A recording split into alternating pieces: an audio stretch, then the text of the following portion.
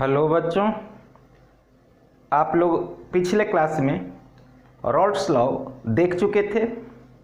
फिर इसका दो कंडीशन था, एक वोलेटाइल कंपोनेंट्स के लिए, दूसरा नॉन वोलेटाइल कंपोनेंट्स के लिए।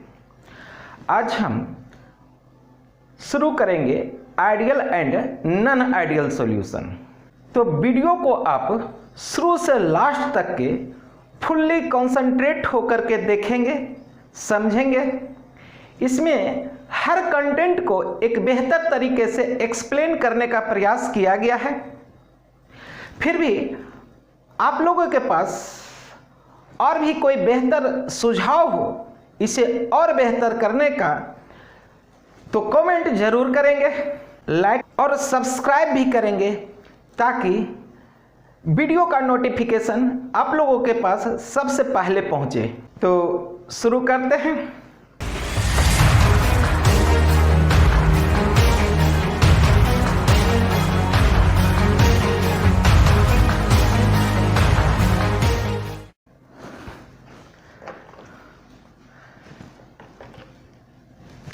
Ideal and non ideal solution. तो समझेंगे क्या है आइडियल सॉल्यूशन और क्या है नॉन आइडियल सॉल्यूशन। इसके पहले 11th में आप लोग आइडियल गैस और नॉन आइडियल गैस के बारे में सुने थे। यानी आइडियल गैस जो आइडियल गैस इक्वेशन को फॉलो करे, और नॉन आइडियल या रियल गैस जो आइडियल गैस इक्वेशन को फॉलो नहीं करे। ठीक उसी तरह से इसे भी समझेंगे, लेकिन इसमें क्या देखेंगे, वैसा सॉल्यूशन जो रॉल्स लॉ को फॉलो करे, आइडियल सॉल्यूशन, और वो सॉल्यूशन जो रॉल्स लॉ को फॉलो नहीं करे और नॉन आइडियल सॉल्यूशन कहलाएगा। तो खास करके इस टॉपिक में यहां पर आइडियल नॉन आइडियल का बेसिस जो लिया गया है वो बाइनरी सॉल्यूशन के लिए, और इसमें दोनों ही कंपोनेंट वोलेटाइल हो। ठीक, खास करके इस टॉपिक में वैसे ही सॉल्यूशन के लिए डील करेंगे। तो सबसे पहले हम डिफाइन कर देते हैं आइडियल क्या है, और फिर जब आइडियल समझ में आएगा तो नॉन आइडियल भी ऑटोमेटिकली समझ में आ जाएगा क्या है। तो व्हाट इज आइडियल सॉल्यूशन। तो लिखेंगे the solution in which each components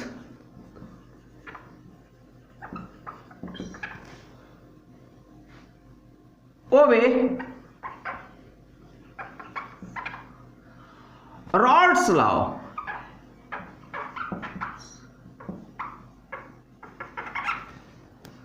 under wide range of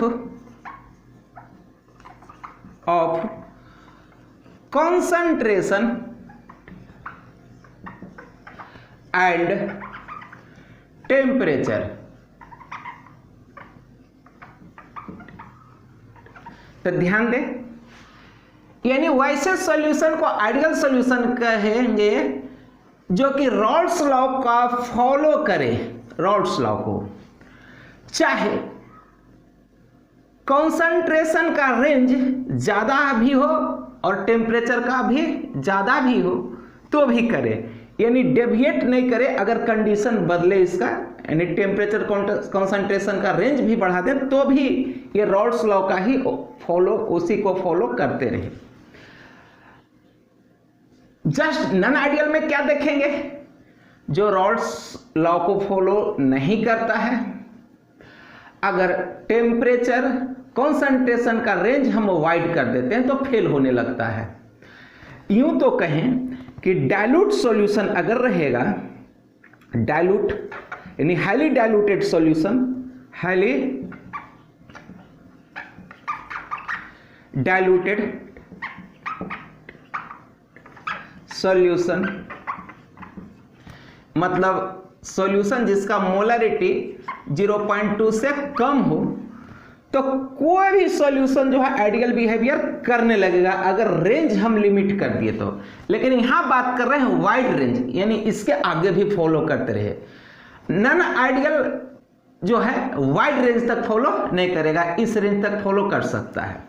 ठीक, अब है कि आइडियल सॉल्यूशन होने के लिए क्या क्या कंडीशन चाहिए, यानी क्या क्या कंडीशन हो जिसे देख करके हम कह सकते हैं कि सॉल्यूशन आइडियल है। तो कुछ इंपॉर्टेंट बात है जिसे कि ध्यान में रखना होगा आइडियल कहने के लिए।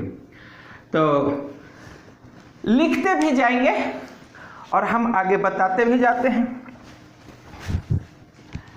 तो सबसे पहला जो कंडीशन है आइडियल होने के लिए, तो देखें उसको जाने, तो इसको भी लिख देते हैं। And ideal solution satisfy following conditions, यानी जो नीचे कंडीशन दे रहे हैं उसको सेटिस्फाई करना चाहिए। तो सबसे पहला कंडीशन आइडियल सॉल्यूशन होने के लिए, सबसे पहला कंडीशन, तो सॉल्यूशन तो बनाएंगे तो कम से कम 2 कंपोनेंट मिलाएंगे ही। खास करके जितना भी इस चैप्टर में डील कर रहे हैं आपको बाइनरी सॉल्यूशन के लिए है, ठीक है। टर्नरी के लिए भी संभव है, क्वार्टरनरी के लिए, लेकिन वो पढ़ना नहीं है। तो बाइनरी सॉल्यूशन, तो बाइनरी सॉल्यूशन होगा तो 2 कंपोनेंट, मान लिए एक कंपोनेंट यानी लिक्विड ए ले लिए, इसमें लिक्विड ए का बहुत सारा मॉलिक्यूल होगा, ए का बहुत सारा मॉलिक्यूल होगा, प्लस लिक्विड बी ले रहे हैं, यानी इसमें भी लिक्विड बी का बहुत सारा मॉलिक्यूल्स होगा। अब देखिए, अब जानते हैं कि मॉलिक्यूल मॉलिक्यूल के बीच में इंटरेक्शन होता है, तो ए और ए के भी बीच में इंटरेक्शन हो रहा है, बी और बी के भी बीच में इंटरेक्शन हो रहा है। अब मिला दिए, अब इस सॉल्यूशन में, मिक्सचर में ए भी आ गया और बी भी आ गया, ए भी आ गया और बी, यानी दोनों का सॉल्यूशन बन गया। ध्यान क्या रखना है, सबसे पहला कंडीशन, यानी मिलने के पहले जो इंटरमोलिकुलर इंटरेक्शन था ए और ए के बीच में, बी और बी के बीच में, वही इंटरेक्शन, उतना ही इंटरेक्शन ए और बी के भी बीच में होना चाहिए, बी और ए और बी के बीच में। यानी intermolecular interaction after mixing remain unchanged. तो लिख डालते हैं, तो inter molecular interaction between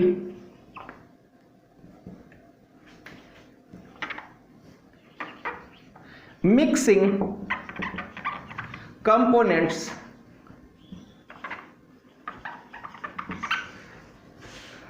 after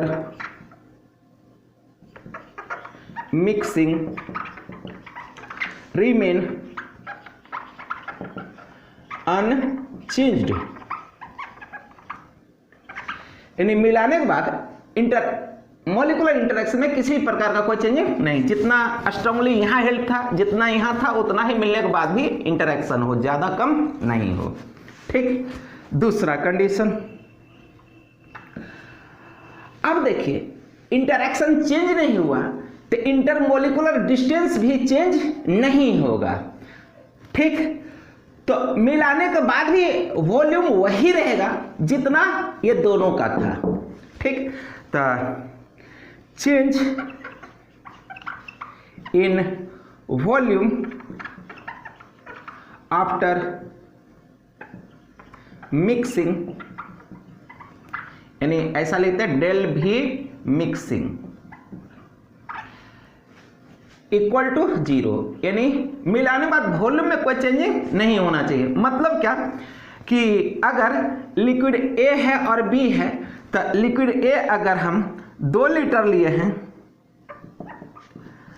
plus liquid B अगर हम 3 लीटर लिए हैं तब मिलाने के बाद एक्यूरेट हमको वॉल्यूम ऑफ मिक्सचर यानी दोनों मिल गया, ए एंड बी दोनों मिल गया है, तब वॉल्यूम ऑफ मिक्सचर हमको 3 + 2 5 लीटर ही होना चाहिए, न ज़्यादा न कम। यही नॉन आइडियल में देखेंगे चेंज हो जाएगा, यह भी चेंज हो जाएगा नॉन आइडियल केस में, जो कि आगे बताएंगे।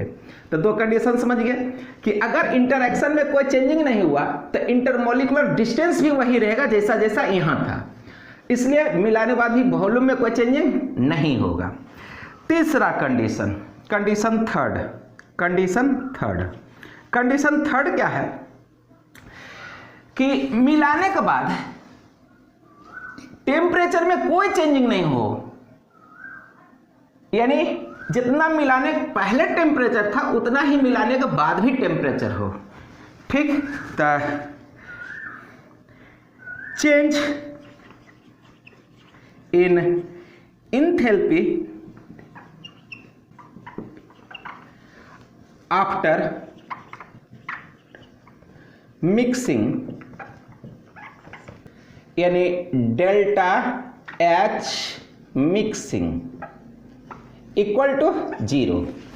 ठीक, ना ही ये हीट एब्जॉर्ब करे ना ही हीट रिलीज करे, नाइदर एंडोथर्मिक हो ना ही एक्सोथर्मिक हो, यानी किसी भी प्रकार का कोई हीट का चेंजिंग नहीं हो। Change in enthalpy after mixing 0। तो ये 0 इसमें भी इंटरैक्शन भी एकदम कोई चेंज नहीं किया, वही रहा।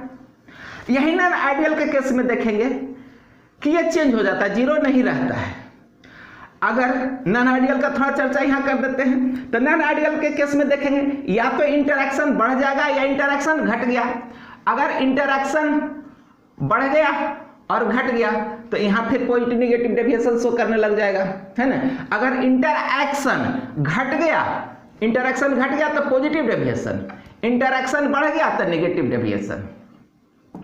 ठीक, अब चेंज इन वॉल्यूम, यानी अगर वॉल्यूम बढ़ गया तो पॉजिटिव डेविएशन, मिलाने बाद वॉल्यूम घट गया तो negative deviation. Change in enthalpy, अगर एंथैल्पी चेंज पॉजिटिव हो गया तो positive deviation, change in enthalpy negative हो गया तो नेगेटिव डेविएशन। ठीक, तो ये नॉन आइडियल का, यानी अगर 0 नहीं रहेगा तो 0 नहीं होगा तो या तो पॉजिटिव वैल्यू होगा या नेगेटिव। डेल्टा एच का वैल्यू है ना, चेंज इन एंथैल्पी मिलाने के बाद अगर पॉजिटिव हो गया तो पॉजिटिव डेविएशन, नेगेटिव हो गया तो नेगेटिव डेविएशन। उसी तरह से यहाँ इंटरैक्शन में थोड़ा उल्टा हो जाता है। इंटरैक्शन में तो अगर इंटरैक्शन घट गया तो एक मॉलिक्यूल से दूसरे मॉलिक्यूल के बीच का डिस्टेंस बढ़ जाएगा तब पॉजिटिव डेविएशन शो कर देगा। इंटरैक्शन बढ़ गया यानी कंट्रैक्ट कर गया, यानी एक मॉलिक्यूल दूसरे मॉलिक्यूल का निकट आ गया, छोटा हो गया, कंट्रैक्ट कर गया तो नेगेटिव डेविएशन। ठीक, तो हम थोड़ा सा हिंट दे दिए, आगे जो पढ़ाने वाले पॉजिटिव नेगेटिव डेविएशन का भी दे दिए। ठीक ना, तो लेकिन हम अभी पढ़ा रहे थे आइडियल सॉल्यूशन का। अब क्या है एग्जाम्पल, कुछ ऐसा देख ले आइडियल सॉल्यूशन का, ऐसा कौन कौन सा सॉल्यूशन जो ये सब प्रॉपर्टी को शो करता है, यानी जिसका इंटरैक्शन में चेंजिंग न हो, वॉल्यूम मिलाने के बाद जो वॉल्यूम है वो अनचेंज रहे, डेल्टा भी चेंज इन वॉल्यूम न हो, फिर change in enthalpy equal to 0, यानी ये सब 0। तो देखें कुछ एग्जाम्पल आइडियल सॉल्यूशन का।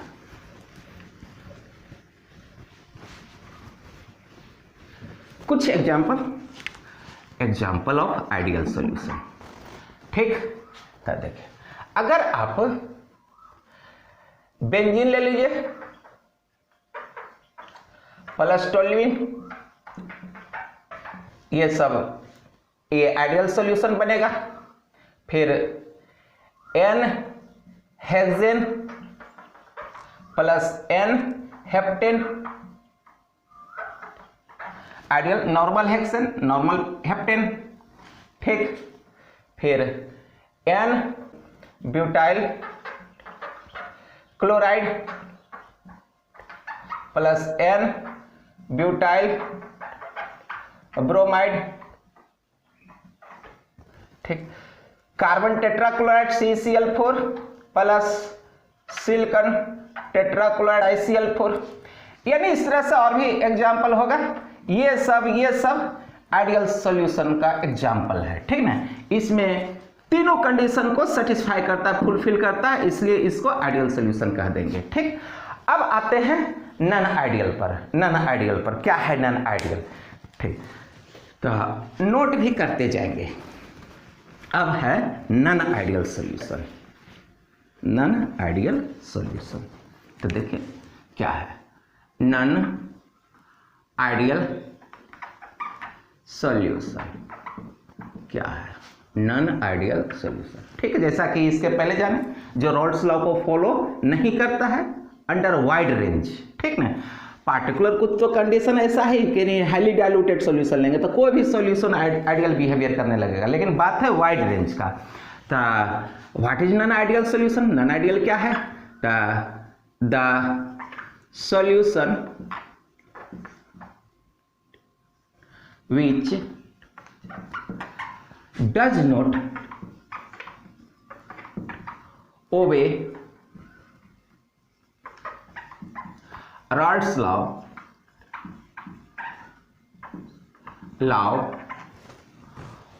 over wide range of concentration and temperature।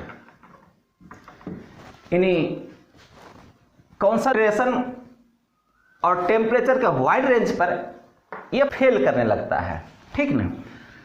तो एक चीज और, अब रॉल्स लॉ के बेसिस पर ही आइडियल नॉन आइडियल कहा गया है, तो थोड़ा ये भी फिर से रिमाइंड कर ले कि क्या है रॉल्स लॉ। तो रॉल्स लॉ है क्या कि P total is equal to vapour pressure of component A, अगर दो मिला के बना रहे हैं तो vapour pressure of component A in pure state into mole fraction of that component plus vapour pressure of component B in pure state into mole fraction of B. अगर इसको एक्यूरेसी के साथ फॉलो करता है इसे तो आइडियल कर देंगे। अगर ये फॉलो नॉट इक्वल टू हो, फॉलो नहीं करता है तो नॉन आइडियल। फॉलो नहीं करता है तो या तो जो हमारा आइडियल कंडीशन है इससे ऊपर चला जाएगा, या नीचे ऊपर गया तो पॉजिटिव है, नीचे गया तो नेगेटिव डेविएशन कह देंगे, ठीक। तो नॉन आइडियल के लिए क्या क्या कंडीशन है, जैसा कि इसके पहले आइडियल के लिए 3 कंडीशन पढ़े थे, 3 कंडीशन, उसी तरह से नॉन आइडियल के लिए हम देखेंगे क्या क्या कंडीशन, वही 3 कंडीशन है ना। लेकिन क्या होगा कि मिक्सिंग कंपोनेंट को आपस में मिलाने के बाद इंटरैक्शन चेंज हो जाएगा, है ना। तो पहला force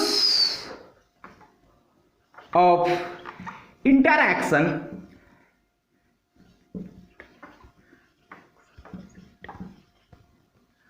after mixing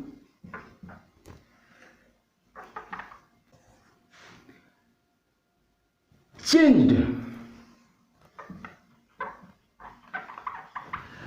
force of interaction after mixing change. After mixing मैंने किसके यानी 2 ए और बी के बीच में, है ना, change between A and B. यानी ए का जो पहले था बी और बी का जो पहले था वो चेंज कर जाएगा, जो कि आइडियल में नहीं हुआ था। दूसरा डेल भी चेंज कर जाएगा, यानी चेंज इन वॉल्यूम, यानी change in volume after mixing, ये 0 नहीं होगा, है ना, 0, जबकि आइडियल में 0 हो गया। यानी अब थर्ड, फिर इसको पॉजिटिव नेगेटिव डेविएशन बताएंगे अलग, तो उसमें ये और बेहतर समझ पाएंगे। तो change in enthalpy is not equal to 0, जो कि इसके बारे में आइडियल में बताए थे, जो आइडियल में बताए थे 0 0 0, इसमें ऐसा कुछ भी 0 नहीं होता है, या तो बढ़ जाएगा या घट जाएगा। अब इस बेसिस पर दो प्रकार का डेविएशन देखेंगे। अगर 0 नहीं होगा, चेंज इन वॉल्यूम 0 नहीं हुआ, तो वॉल्यूम पॉजिटिव भी हो सकता है और निगेटिव भी हो सकता है। अगर वॉल्यूम बढ़ गया तो पॉजिटिव डेविएशन, घट गया तो नेगेटिव डेविएशन। अगर चेंज इन एंथैल्पी पॉजिटिव हो गया तो पॉजिटिव डेविएशन, और निगेटिव हो गया तो नेगेटिव डेविएशन। ठीक, तो हम अब बताने वाले हैं difference between positive and negative deviation दोनों के बीच में।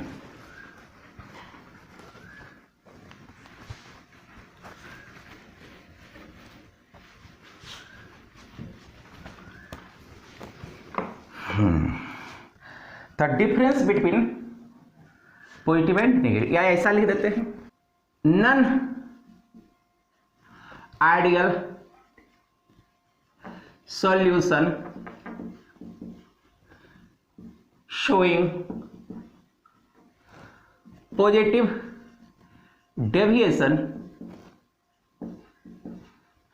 लेकिन किसके रिस्पेक्ट में पॉजिटिव नेगेटिव शो कर रहा है? आइडियलिटी के रिस्पेक्ट में, यानी विथ रिस्पेक्ट टू आइडियलिटी, यानी जो भी कर रहे हैं उसका फ्रेम ऑफ रेफरेंस लिए हम आइडियल। और non ideal solution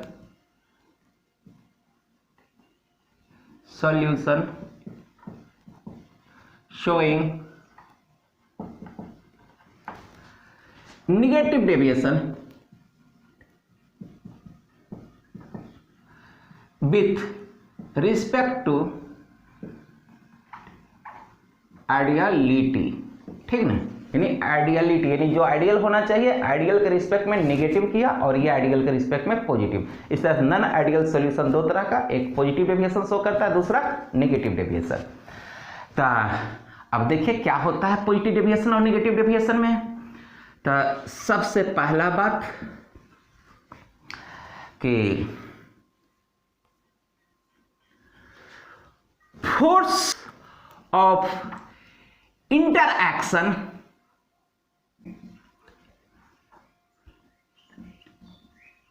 between mixing components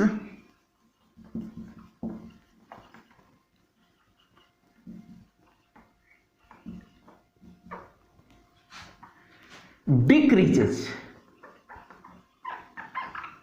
इसमें क्या हो जाएगा? इंक्रीजेस। ठीक, इंक्रीज। क्यों, कैसे? तो देखिए, मान लें दो कंपोनेंट लिए हैं, ए लिए हैं और ए और बी। ठीक, इसमें ए का बहुत सारा मॉलिक्यूल होगा, ए का बहुत सारा मॉलिक्यूल होगा, बहुत सारा मॉलिक्यूल होगा। इसमें बी का बहुत सारा मॉलिक्यूल होगा, बी का बहुत सारा मॉलिक्यूल होगा। ठीक, ए के बीच में इंटरेक्शन हो रहा है और बी के बीच में इंटरेक्शन हो रहा है। अब दोनों को एक साथ एक कंटेनर में मिला दिए। अब एक ही साथ ए भी आ गया है और बी भी आ गया है। ठीक, ए भी आ गया है, यानी बहुत सारा इसमें ए का और बी का मॉलिक्यूल है। अब देखिए इंटरेक्शन घट गया, मतलब मिलने के पहले ज्यादा इंटरेक्शन, मिलने के बाद ए और ए के बीच में इंटरेक्शन कस के था, एकदम निकट निकट था। मिलने के पहले बी और बी के बीच में इंटरेक्शन बहुत था, अच्छा खासा था, यानी जितना इंटरेक्शन उतना क्लोज। अब मिला दिए तो इंटरेक्शन घट गया, तो एक मॉलिक्यूल दूसरे मॉलिक्यूल से दूर चला गया, दूर चला गया, और दूर चला गया तो फैल जाएगा। तो वॉल्यूम क्या है? बढ़ गया मिलाने के बाद। तो डेल भी पॉजिटिव, तो पॉजिटिव डेविएशन। ठीक, समझेंगे। तो क्या है कि ऐसा हुआ, देख रहे हैं फिगर में भी इंटरेक्शन यहाँ ज्यादा है तो निकट है, यहाँ इंटरेक्शन निकट है, ज्यादा है तो निकट है, यहाँ इंटरेक्शन घट गया तो दूर चला गया। ठीक ना। अब दूसरा, यानी चेंज इन वॉल्यूम इसमें पॉजिटिव दिखाएगा, है ना। तो volume of solution after mixing increases, volume बढ़ जाएगा। यानी अगर हम कंपोनेंट ए 2 लीटर लिए थे, कंपोनेंट बी अगर 3 लीटर लिए थे 2 लीटर, कंपोनेंट बी अगर 3 लीटर लिए थे, तब मिलाने के बाद जो सॉल्यूशन बनेगा ए और बी के साथ, वो इसका वॉल्यूम जो होगा भी after mixing is greater than 5 litre मिलेगा। यानी तो हम कह सकते हैं कि डेल भी मिक्सिंग पॉजिटिव हुआ, इक्वल टू पॉजिटिव, ये पॉजिटिव वैल्यू मिलेगा। 5 से बढ़ गया, 3 2 होना चाहिए था 5, अब 5 से बढ़ गया, क्यों? क्योंकि इंटरेक्शन घट गया, फैल गया ये। ठीक, इधर पहले कंप्लीट करते हो, इसी के बेसिस पर उधर भी समझ पाएंगे। थर्ड क्या है कि ये प्रोसेस इंडोथर्मिक होगा। क्या होगा? इंडोथर्मिक, यानी इंथैल्पी बढ़ जाएगा मिलाने बाद, चेंज इन इंथैल्पी पॉजिटिव। ठीक, तो चेंज इन इंथैल्पी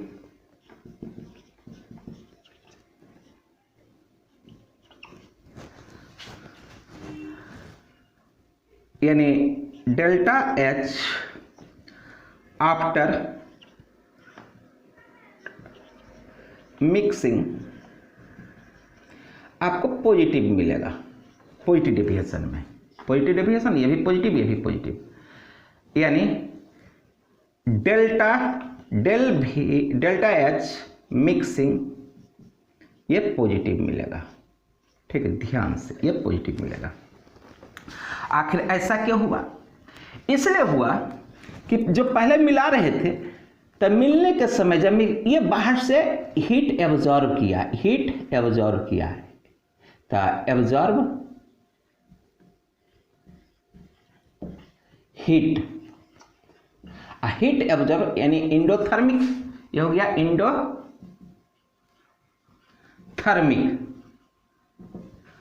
और इंडोथर्मिक जब होगा तो डेल एच पॉजिटिव होगा, डेल एच पॉजिटिव। तो ध्यान से इसको एक बार फिर से देख लें। तो सबसे पहला था कि पॉजिटिव डेविएशन के केस में फोर्स ऑफ इंटरेक्शन कम हो जाता है, घट जाता है, वॉल्यूम बढ़ जाता है, डेल भी पॉजिटिव होता है, और चेंज इन इंथैल्पी भी पॉजिटिव होता है। क्यों पॉजिटिव होता है? कि ये जो प्रोसेस इस केस में है वो इंडोथर्मिक है, यानी हीट एब्जॉर्ब करेगा, बाहर से ले लिया तो एनर्जी बढ़ गया, हीट बढ़ गया, इंडोथर्मिक होगा तो पॉजिटिव। अब भले मिलने बाद टेम्परेचर कम हो जाएगा, लेकिन डेल्टा एच पॉजिटिव होगा क्योंकि एब्जॉर्ब किया हीट। अब इसके काउंटर पार्ट को देखें, ठीक यही रहेगा, जस्ट इसके अपोजिट होगा। तो फोर्स, ऐसे आप इसको कंप्लीट कर सकते हैं, फिर भी लिख देते हैं हम, force of inter action between mixing components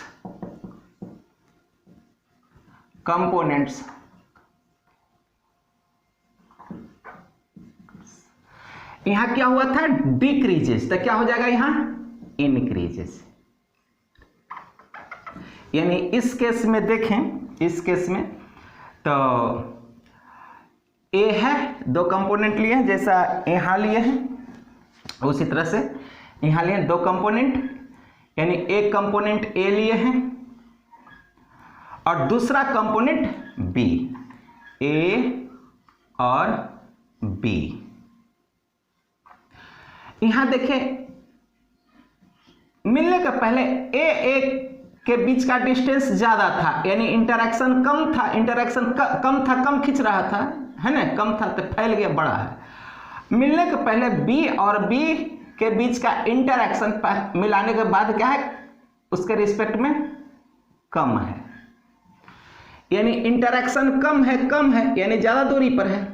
मिलाने के बाद इंटरेक्शन बढ़ जाएगा, मिलाने के बाद इंटरेक्शन बढ़ जाएगा, यानी ए और बी पहले के रिस्पेक्ट में और क्लोज आ जाएगा। मॉलिक्यूल ए और बी पहले के रिस्पेक्ट में एकदम क्लोज आ जाएगा, क्योंकि इंटरेक्शन बढ़ चुका है, इंटरेक्शन इंक्रीज है। इंटरेक्शन बढ़ जाएगा तो एकदम बिल्कुल क्लोज आ जाएगा। क्या होगा, वॉल्यूम घट जाएगा, कंट्रैक्ट कर जाएगा और चेंज इन वॉल्यूम नेगेटिव मिलेगा इसमें। तो पहला केस हो गया। दूसरा volume of solution after mixing increases, उसमें हो जाएगा decreases. Volume after mixing decreases, घट जाएगा। यानी कंपोनेंट ए ले रहे हैं और बी ले रहे हैं। अगर ए हम लिए 2 लीटर, अब बी लिए हैं 3 लीटर। अब इस दोनों का जो सॉल्यूशन बनेगा मिलाने के बाद, ए एंड बी का सॉल्यूशन जो मिला, इसका जो वॉल्यूम ऑफ मिक्सचर वो लेस देन 5 लीटर हो जाएगा, घट गया, कंडक्ट कर गया। तीसरा कंडीशन, जस्ट इसके opposite condition third, change in enthalpy यानी डेल्टा एच आफ्टर मिक्सिंग क्या होगा, इसमें था पॉजिटिव तो उसमें हो जाएगा निगेटिव।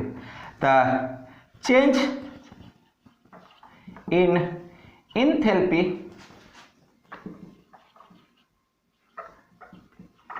आफ्टर मिक्सिंग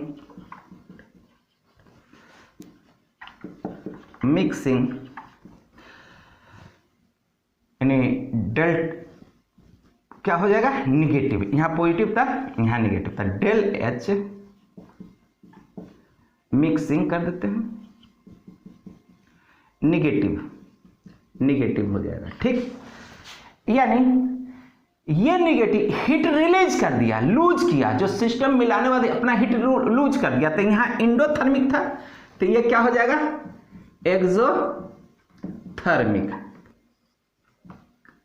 मतलब रिलीज हीट लॉस कर दिया,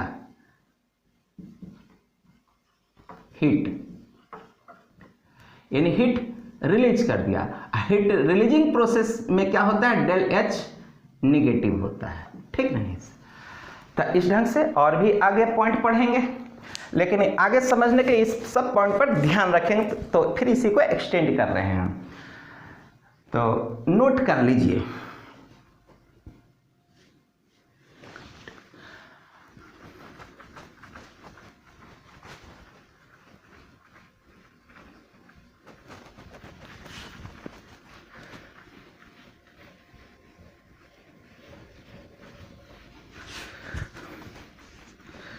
नोट करने में दिक्कत हो तो वीडियो को पॉज करके नोट कर लीजिए। अब है अगला नेक्स्ट पॉइंट, पॉजिटिव और नेगेटिव डेफिनेशन में अगला पॉइंट। इस केस में मिलाने के बाद वेपर प्रेशर बढ़ जाएगा, क्योंकि इंटरेक्शन कम हुआ है, ठीक। यानी vapour pressure increases after mixing, यानी सेम ही टेम्परेचर पर, मिलाने के पहले भी था और मिलाने के बाद भी सेम ही टेम्परेचर पर। तो मिलाने के बाद उसी टेम्परेचर पर देखेंगे वेपर प्रेशर पहले से बढ़ा हुआ मिलेगा, क्योंकि इंटरेक्शन तो घट गया, दूर दूर पर चला गया था, तो आसानी से वेपर फेज में आ जाएगा। तो इसमें क्या होगा, vapour pressure decreases after mixing, यानी इसमें इंटरेक्शन बढ़ गया था, एक मॉलिक्यूल दूसरे मॉलिक्यूल के क्लोज आ गया था, इंटरेक्शन ज्यादा था, तो वेपर फेज में जाना उसका थोड़ा मुश्किल हो गया, इसलिए वेपर प्रेशर घट गया। और दूसरा ध्यान रखेंगे इस बात पर कि अगर वेपर प्रेशर बढ़ता है तो बॉइलिंग पॉइंट घटता है। तो लिख सकते हैं boiling point BP decreases after mixing. ठीक, ध्यान रखिए, अगर वेपर प्रेशर बढ़ता है कहीं भी तो बॉइलिंग पॉइंट घटेगा ही। तो इसमें क्या हो जाएगा, बॉइलिंग पॉइंट इंक्रीजेज, ये डिक्रीजेज था, ये इंक्रीजेज आफ्टर मिक्सिंग, मिलाने के बाद ये बढ़े। अब देखिए यहां से एक इंपॉर्टेंट बात, पॉजिटिव डेविएशन में बॉइलिंग पॉइंट क्या हो रहा था, घट रहा था।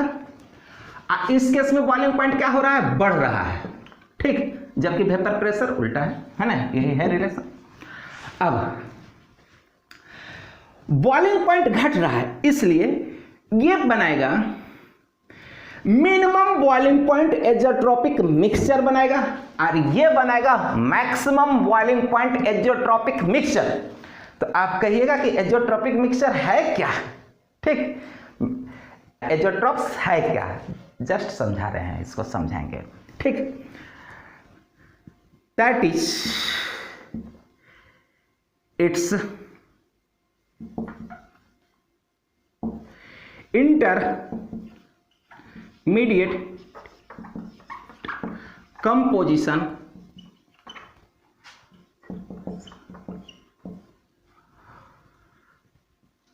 example 95% ethyl alcohol and 5% water H2O, और ये volume by volume, volume by percentage, volume by volume लेना है। ठीक, इस कंपोजिशन पर लेंगे तो ये बनाएगा मिनिमम बॉइलिंग पॉइंट एज़ोट्रोप। ठीक, तो फिर say that is it's intermediate composition. एक सॉल्यूशन का एग्जांपल लिए हैं जो कि जिसमें इतना मिला हुआ है। ठीक, form minimum boiling point azeotrope. ठीक, और ऐसा अन्य भी कंपोनेंट, ये अल्कोहल वाटर का लिए और भी अन्य लेंगे तो बहुत सारा मिलेगा ऐसा। तो एक एग्जांपल यहाँ लिए हैं, हम इसको इसके बाद बेहतर समझेंगे अच्छे ढंग से, लेकिन अभी फिलहाल आपको इसको याद रखिए, फिर समझ जाइएगा। अब इस केस में तो ये बॉइलिंग पॉइंट घट गया था, तो बनाया मिनिमम बॉइलिंग पॉइंट एज़ोट्रोप। ऐसे बॉइलिंग पॉइंट क्या हुआ, बढ़ गया। तब बढ़ गया तो क्या बनाएगा, तो देखिए इट्स यानी दैट इज इट्स इंटरमीडिएट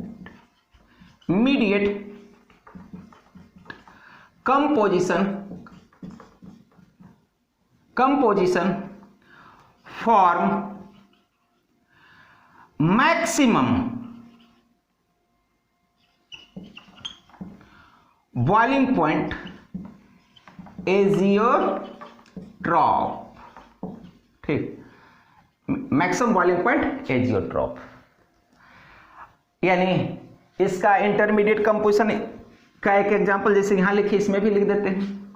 जैसे एग्जांपल में लिख देते हैं, अगर हम 68% नाइट्रिक एसिड ले लेते हैं HNO3 एंड 32% वाटर ले लेते हैं, लेकिन वेट बाय वेट यहाँ लेंगे परसेंटेज, तो दोनों का कंपोजिशन, इस कंपोजिशन में दोनों मिल करके ये बनाएगा मैक्सिमम बॉइलिंग पॉइंट एज़ोट्रोप। तो आगे हम समझने वाले हैं क्या है एज़ोट्रोप और मैक्सिमम बॉइलिंग पॉइंट एज़ोट्रोप, और क्या है मिनिमम बॉइलिंग एज़ोट्रोप।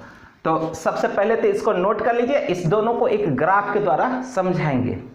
ठीक, तो बढ़ें, नोट करते जाइएगा।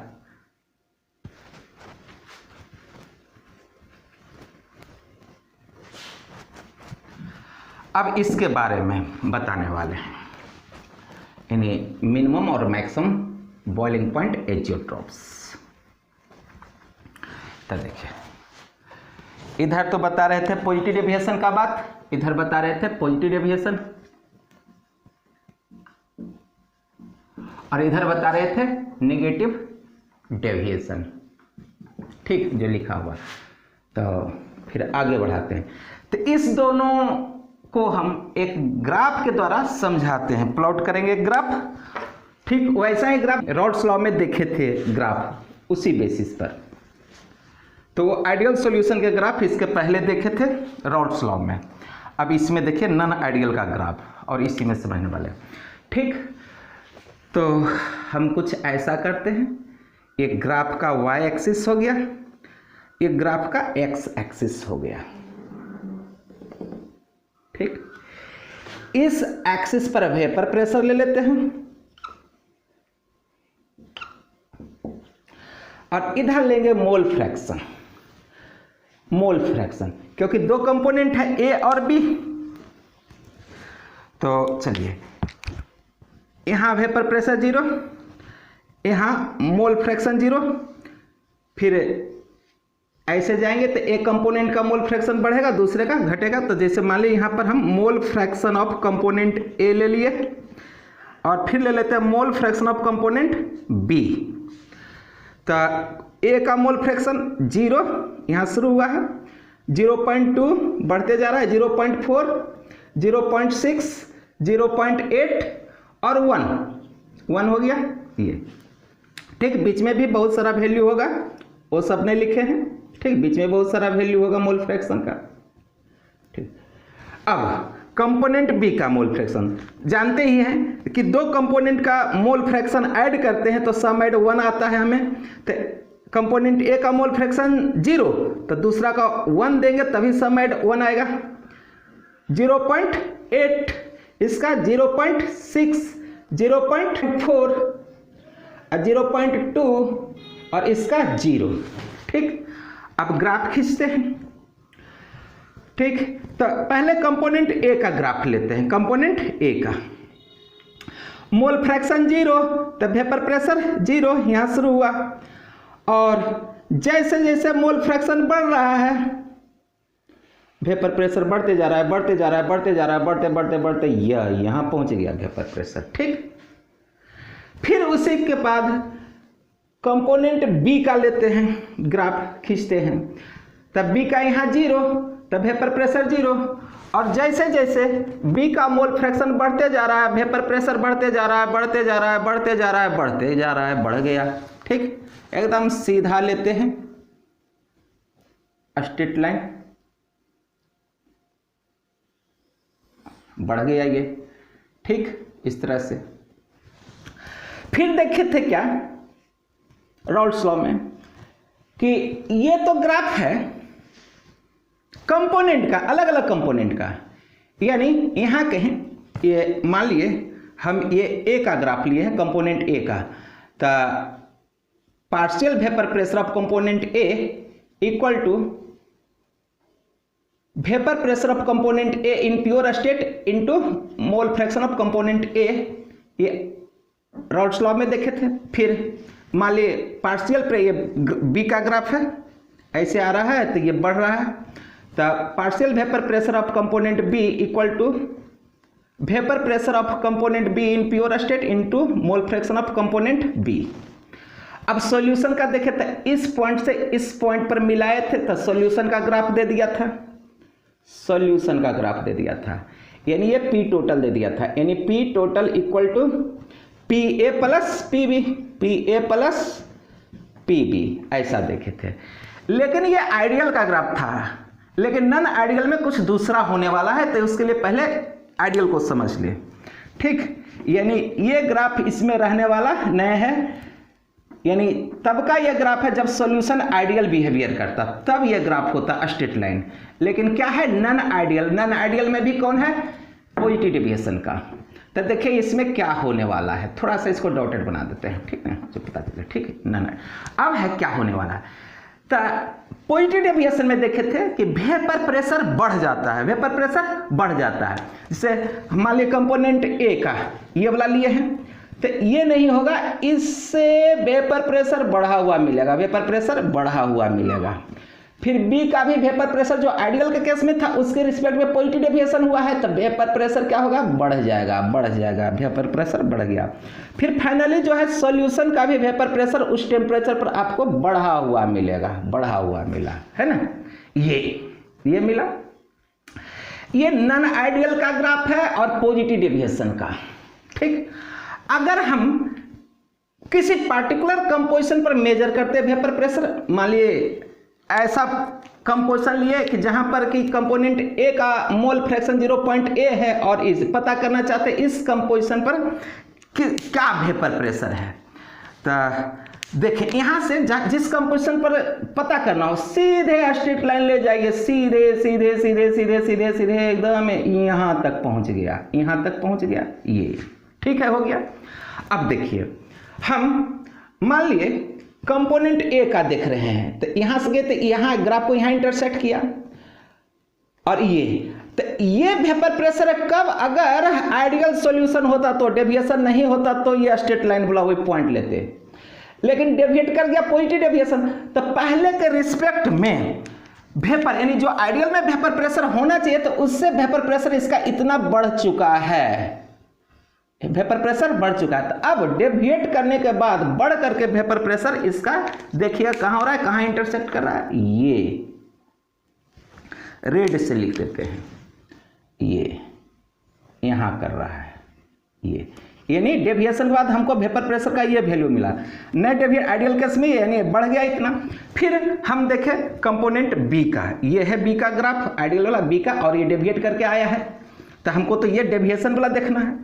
तो चलिए इस कंपोजिशन पर कंपोनेंट बी का वेपर प्रेशर आइडियल के केस में ये था, ठीक, मान लीजिए यहां ये आ रहा है, लेकिन जब डेविएट किया क्या, इतना कर गया, यानी आइडियल के रिस्पेक्ट में इतना ये ग्राफ ऊपर हो गया है, ठीक, यानी वेपर प्रेशर इतना बढ़ चुका है, तो डेविएशन के बाद ये मिला, ठीक। फिर फाइनल सॉल्यूशन का क्या मिला, फाइनल सॉल्यूशन का तो देखिए फाइनल सॉल्यूशन का उसी कंपोजिशन पर यानी ये मिल गया वेपर प्रेशर, ये वेपर प्रेशर फाइनली बढ़ा हुआ मिला। अब देखिए अगला मिनिमम बॉइलिंग पॉइंट एजियोट्रॉप क्या होता है, यानी वेपर प्रेशर मैक्सिमम तो बॉइलिंग पॉइंट मिनिमम होता है, ठीक, वेपर प्रेशर मैक्सिमम तो बॉइलिंग पॉइंट मिनिमम।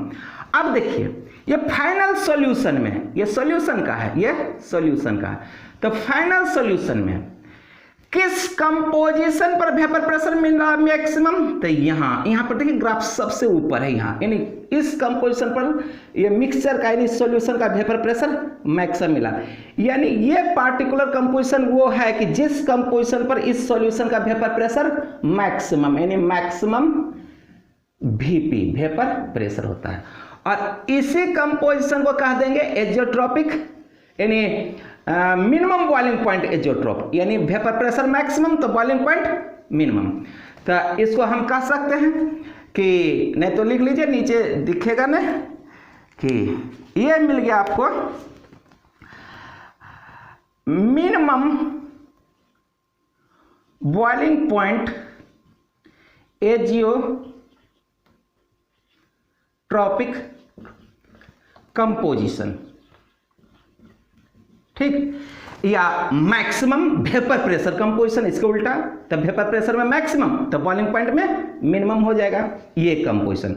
इसी तरह से वहां पर बताए थे इथाइल अल्कोहल और वाटर केस में, इथाइल अल्कोहल और वाटर केस में अगर मान लिए हम वॉल्यूम यानी 95% हम वॉल्यूम लेते हैं इथाइल अल्कोहल का और 5% लेते हैं वॉल्यूम वाटर का, तो उस सिचुएशन में ये मिलेगा। तो यहां तक तो क्लियर हो गया होगा। अब चले उस पर नेगेटिव डेविएशन में, ठीक इसी तरह से ग्राफ होगा उसमें, लेकिन इसमें पॉजिटिव ऊपर गया तो उसमें नीचे आ जाएगा, तो देख ले उसको भी, जो कि इसी तरह का मिलेगा, सिर्फ ग्राफ ऊपर नीचे होगा। तो चलिए यहां भी एक ग्राफ प्लॉट कर रहे हैं, ठीक, एक ग्राफ प्लॉट कर दिया। अब देखिए इस एक्सिस पर वेपर प्रेशर रखते हैं वीपी, यहां डालेंगे मोल फ्रैक्शन, ठीक, यहां मोल फ्रैक्शन, ये मोल फ्रैक्शन है। तो चलिए ये ओरिजिन है, ओरिजिन पर वेपर प्रेशर भी जीरो और मोल फ्रैक्शन भी जीरो। कंपोनेंट यानी मोल फ्रैक्शन ऑफ कंपोनेंट ए ले लेते हैं, तो कंपोनेंट का ए का मोल फ्रैक्शन 0, 0.2, 0.4, 0.6, 0.8 और 1। फिर कंपोनेंट बी का mole fraction of component B, तो ए का 0 तो बी का 1, इसका 0.2 तो 0.8, 0.6, 0.8, 0.2 और ये 0। ठीक, ये ए है और ये बी है। चलिए ए का ग्राफ खींचते हैं। बिल्कुल स्ट्रेट लाइन जाएगा ये। आइडियल के लिए, आइडियल तो अब बताएंगे, इसी के रेफरेंस को लेकर के बताएंगे। अब कंपोनेंट बी का ग्राफ ये, तो कंपोनेंट बी का मोल फ्रैक्शन 0, तो वेपर प्रेशर 0 इसके कारण, और ये बढ़ रहा है। ठीक, तो ये कंपोनेंट ए के कारण हुआ है ना, तो ये कंपोनेंट ए का मोल फ्रैक्शन 1 है, यानी पी नोट ए है प्योर स्टेट में, ये बी का है तो पी नोट बी प्योर, यानी क्योंकि सिर्फ बी का ही मोल फ्रैक्शन 1 है यहाँ, इसलिए प्योर स्टेट में, और ये भी यहाँ इसका 1 है तो ये प्योर स्टेट में। अब रहा सॉल्यूशन का, मिक्सचर का, तो इस पॉइंट से इस पॉइंट में मिला दीजिए, ये सॉल्यूशन का हो गया, यानी वेपर प्रेशर यानी टोटल वेपर प्रेशर, या सॉल्यूशन का क्या होगा, यानी P A plus P B. मान लिए ये ए का है तो ये पी ए दिखा रहा है, पी ए इक्वल टू जानते उधर फार्मूला लिखा हुआ है, तो आइडियल के लिए लेकिन है पी ए। आइडियल में क्या पढ़े थे कि vapour pressure of component A into pure state into mole fraction of that component. फिर बी का देखे थे, बी का तो पी यहाँ लेते हैं, पी वेपर प्रेशर या partial vapour pressure of component B equal to vapour pressure of component B in pure state into mole fraction of component B. फिर ये अब नॉन आइडियल का तो क्या देखे थे नेगेटिव डेविएशन में, इसके पहले लिखे हुए होंगे कि वेपर प्रेशर नेगेटिव डेविएशन में घट जाता है, वॉल्यूम पॉइंट बढ़ जाता है। तो ये तो आइडियल का था, तो नॉन आइडियल का इसी के बेसिस पर हम खींचने वाले हैं। नॉन आइडियल का क्या होगा, कैसे होगा, ठीक, नॉन आइडियल का। तो ये तो ग्राफ होगा नहीं, तो आइडियल का था, लेकिन सॉल्यूशन तो मेरा आइडियल है नहीं, नॉन आइडियल, और उसमें भी क्या है नेगेटिव डेविएशन शो कर रहा है। तो देखिए क्या होगा, पहले के रिस्पेक्ट में वेपर प्रेशर इसका घट गया, इसका भी पहले के रिस्पेक्ट में वेपर प्रेशर घट गया। अब फाइनल जो सॉल्यूशन लिए उसका भी वेपर प्रेशर घट गया, ये घटा हुआ वेपर प्रेशर है। अब पार्टिकुलर कंपोजिशन पर देखें क्या मिल रहा है, कैसे है। तो हम चाहते हैं कि वो सिचुएशन, जिस सिचुएशन पर मोल फ्रैक्शन ये है, ठीक ना, कंपोनेंट और बी का, तो इस कंपोजिशन पर हमको पता करना है कि ए का और बी का और सॉल्यूशन का क्या वेपर प्रेशर है। ठीक, तो चलिए जिस कंपोजिशन पर देखना है उस पर एकदम सीधे स्ट्रेट लाइन ले जाइए, देखिए कहाँ कट करता है ग्राफ को, ये ऐसे, ठीक, ये कट किया। तो हम समझ लेंगे, थोड़ा और इधर करते तब मैक्सिमम वाला भी हो जाएगा, ऐसा कर दिए, ठीक, चलिए ऐसा, ये मैक्स मिनिमम वाला हो गया है ना, maximum boiling point minimum vapour pressure. ठीक, अब देखिए तो ठीक उसी तरह से कि इस कंपोजिशन पर जब डेविएट किया तो कंपोनेंट ए का वेपर प्रेशर घट करके ये हो गया, ये घट गया, यानी पहले ओरिजिनल तो ये था, ये इतना घटा, इसका ओरिजिनल ये था आइडियल के केस में, घट गया डेविएट करके इतना। फिर आइडियल अगर रहता तो यहाँ पर वेपर प्रेशर ये मिलता, लेकिन घट के हो गया इतना। अब यानी कह सकते हैं कि इस कंपोजिशन पर हमें वेपर प्रेशर मिनिमम मिल रहा है तो बॉइलिंग पॉइंट मैक्सिमम, यानी इस कंपोजिशन पर वेपर प्रेशर घट के मिनिमम हो गया, मिनिमम, यानी इस ग्राफ में देखिएगा इससे नीचे नहीं है कोई, एकदम सबसे नीचे लोएस्ट पोर्शन है ग्राफ का है ये, तो इस पर वेपर प्रेशर यहाँ घट गया, बॉइलिंग पॉइंट मैक्सिमम हो गया। तो यानी इस कंपोजिशन पर जो भी है भी जो भी रहे तो मैक्सिमम बॉइलिंग पॉइंट देगा, यानी boiling point maximum, and vapour pressure क्या होगा, वेपर प्रेशर मिनिमम होगा, ठीक है, मिनिमम। और इसलिए इस कंपोजिशन को कहेंगे मैक्सिमम बॉइलिंग पॉइंट एजियोट्रॉप। तो एजियोट्रॉपिक मिक्सचर के बारे में बताते क्या, ये तो मैक्सिमम बॉइलिंग पॉइंट एजियोट्रॉप और मिनिमम बॉइलिंग पॉइंट एजियोट्रॉप इधर देखें। अब एजियोट्रॉप के भी बारे में थोड़ा चर्चा कर देते हैं, क्या है एजियोट्रॉपिक, क्या है ऐसा। तो पहले समझ लीजिए, एजियोट्रॉपिक मिक्सचर एक बाइनरी सॉल्यूशन है, जिस बाइनरी सॉल्यूशन में दोनों कंपोनेंट का एक पार्टिकुलर ऐसा कंपोजिशन हो जिस कंपोजिशन में दोनों ही कंपोनेंट का बॉइलिंग पॉइंट कॉमन हो जाए, और ऐसा जो सॉल्यूशन हो, मिक्सचर हो, इसको कहेंगे एजियोट्रॉपिक मिक्सचर। इसको और बेहतर अब समझें, ठीक है। तो ग्राफ भी नोट कर लीजिएगा, ग्राफ नोट कर लीजिएगा अच्छे ढंग से, ठीक। अब आगे अब हम बता रहे हैं एजियोट्रॉपिक मिक्सचर क्या है, ठीक। एजियोट्रॉपिक मिक्सचर क्या है?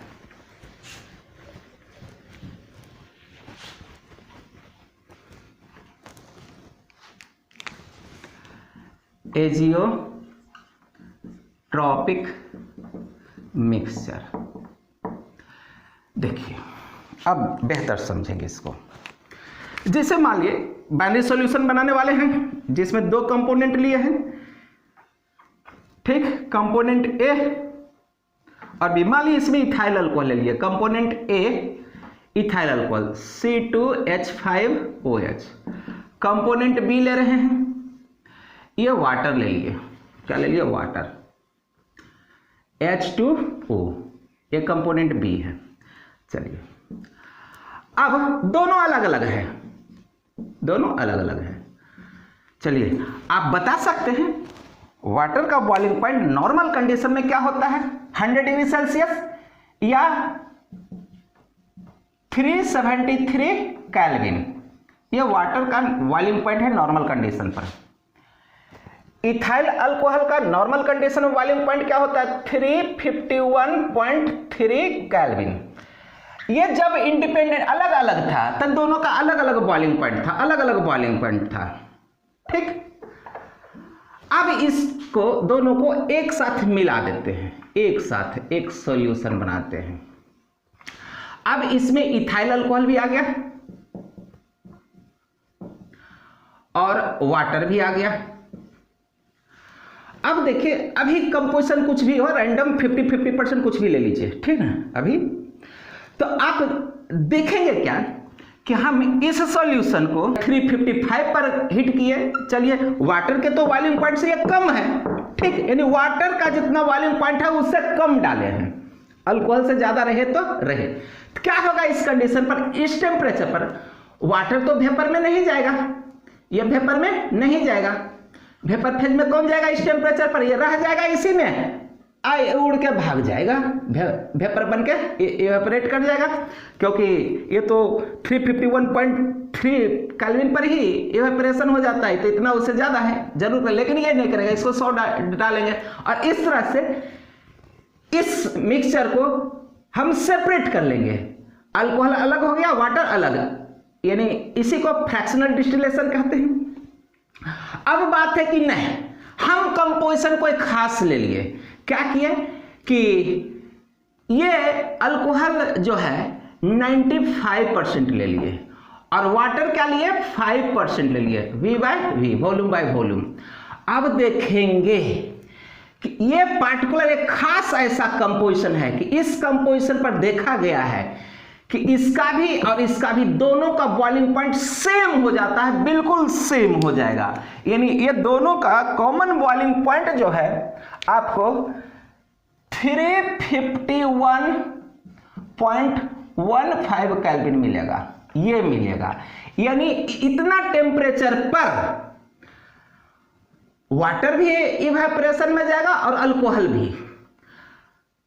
दिक्कत क्या होगा कि अब चाहेंगे कि हम सेपरेट कर लें, दोनों को अलग अलग कर लें, तो सेपरेशन में जाएगा ही नहीं, यानी फ्रैक्शनल डिस्टिलेशन होगा ही नहीं, क्योंकि फ्रैक्शनल डिस्टिलेशन तो तब होता है जब दोनों का अलग अलग बॉइलिंग पॉइंट हो। यहाँ तो दोनों का सेम, यानी इस टेम्परेचर पर ये भी वेपर फेज में जाएगा और ये भी वेपर फेज में जाएगा। नतीजा क्या होगा कि जब हीट करेंगे, गर्म करेंगे, तो जो कंपोजिशन यहाँ पर आपका लिक्विड फेज में है वही कंपोजिशन वेपर फेज में होगा, यानी ये वेपर में बनेगा, ये भी, तो वेपर में भी इसका वेपर फेज में भी 95% ये मिलेगा और यानी कंपोजिशन से 5% ये होगा, दोनों का सेम। यानी इसको सेपरेट करना बड़ा मुश्किल हो जाएगा और इसी को कहा जाता है एजियोट्रॉपिक मिक्सचर, इसी को कहा जाता है। तो एजियोट्रॉपिक मिक्सचर बाइनरी सॉल्यूशन के केस के लिए यूज करते हैं और एजोट्रॉपिक मिक्सचर के लिए हमको एक पार्टिकुलर कंपोनेंट का एक पार्टिकुलर कंपोजिशन होना चाहिए और उसी एक कंपोजिशन पर ये एजोट्रॉपिक बिहेवियर शो करता है।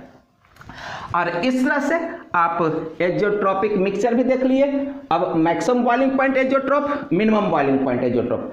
तो मैक्सिमम बॉइलिंग पॉइंट एजोट्रॉप क्या है कि वो कंपोजिशन जिस कंपोजिशन पर मिक्सचर का बॉइलिंग पॉइंट मैक्सिमम हो जाए, वेपर प्रेशर मिनिमम हो जाए, और ये भी एजोट्रॉप है, कॉमन हो जाता है और इसको सेपरेट करना मुश्किल है। उसी तरह से इसमें भी है। और इस तरह से आपका ideal, non ideal solution, difference, azeotropic, ये सब सारा बात हो चुका है। नेक्स्ट क्लास में बहुत ही इंपॉर्टेंट टॉपिक शुरू करने वाले हैं, कॉलिगेटिव प्रॉपर्टी। और अब तक के सबसे ज्यादा इंपॉर्टेंट यही है, क्योंकि सबसे ज्यादा क्वेश्चन आपका बोर्ड का हो या मेडिकल हो या इंजीनियरिंग हो, सबसे ज्यादा क्वेश्चन इसी कॉलिगेटिव प्रॉपर्टी से पूछा जाता है।